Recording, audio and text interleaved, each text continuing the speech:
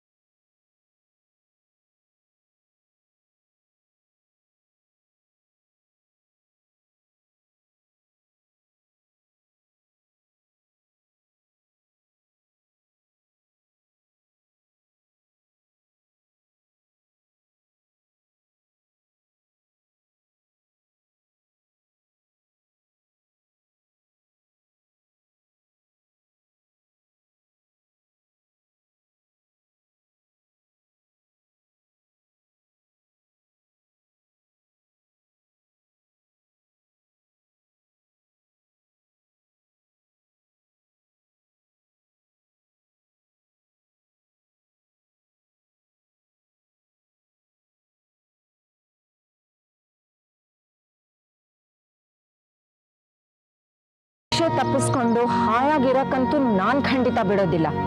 ಅವನಿಗೊಂದು ಗತಿ ಕಾಣಿಸ್ತೀನಿ, ಎಷ್ಟೇ ಕಷ್ಟ ಆದ್ರೂ ಸರಿ. ಶಿಶಿರ, ಇಷ್ಟೊಂದು ಕೋಪ ಆವೇಶ ಒಳ್ಳೇದಲ್ಲ. ನೀನು ತುಂಬಾ ಕೇರ್ಫುಲ್ ಆಗಿರ್ಬೇಕು. ಆ ಗೂಂಡ ಬೇರೆ ನಿನ್ನ ಹತ್ರನೇ ಸಿಡಿ ಇದೆ ಅಂತ ಅನ್ಕೊಂಡ್ಬಿಟ್ಟಿದ್ದಾನೆ. ನೋಡು, ಅವನು ತುಂಬಾ ಕೆಟ್ಟ ಮನುಷ್ಯ, ಏನ್ ಮಾಡಕ್ಕೂ ಹೇಸ್ದವನಲ್ಲ. ತುಂಬಾ ಡೆಸ್ಪರೇಟ್ ಆಗಿ ಬೇರೆ ಆಗ್ಬಿಟ್ಟಿದ್ದಾನೆ. ಪ್ರಾರಬ್ಧದವನು.